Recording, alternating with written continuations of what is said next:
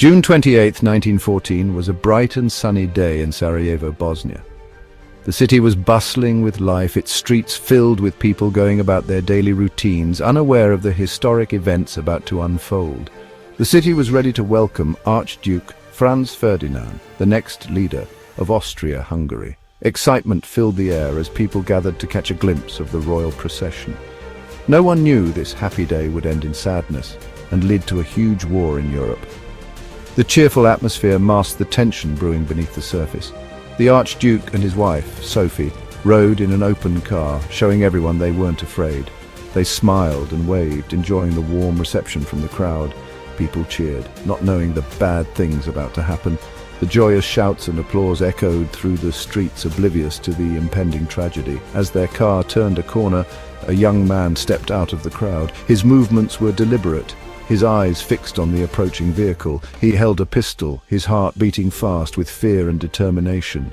The weight of his mission pressed heavily on his shoulders. This was Gavrilo Princip, a Serbian nationalist who wanted his people free from Austria-Hungary.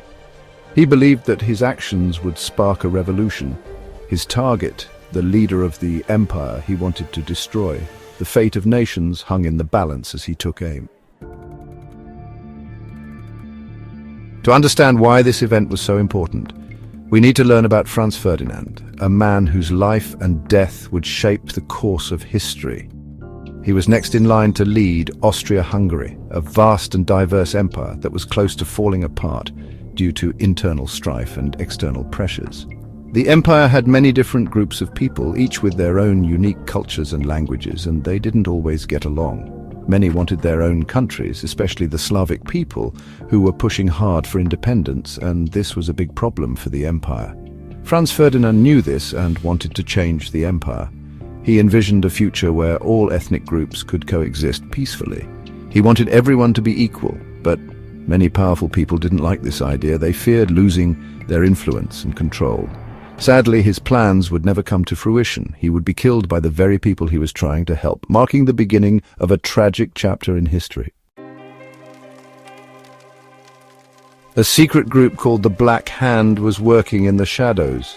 This Serbian group wanted all southern Slavs to be ruled by Serbia. Gavrilo Princip believed in this idea and joined the Black Hand. He didn't like Austria-Hungary and wanted freedom for his people.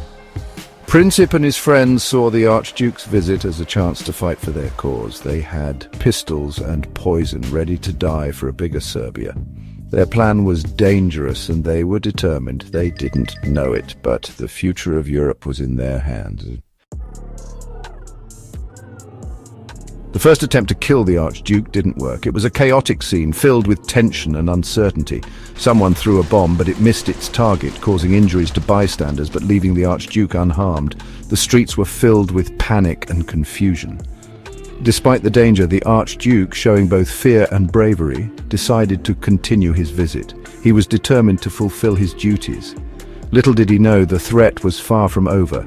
He was unaware of the imminent danger that still loomed over him. In a twist of fate, the Archduke's driver took a wrong turn, stopping the car right in front of Gavrilo Princip, a member of the Black Hand. Seizing the opportunity, Princip stepped forward, drew his gun and fired 2 fatal shots. The sound of the gunshots echoed through the streets, leaving the crowd in stunned silence.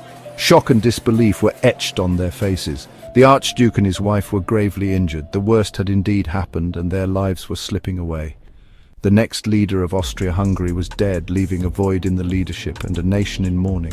This act of violence, driven by the desire for freedom and change, would have far-reaching consequences, igniting a chain reaction.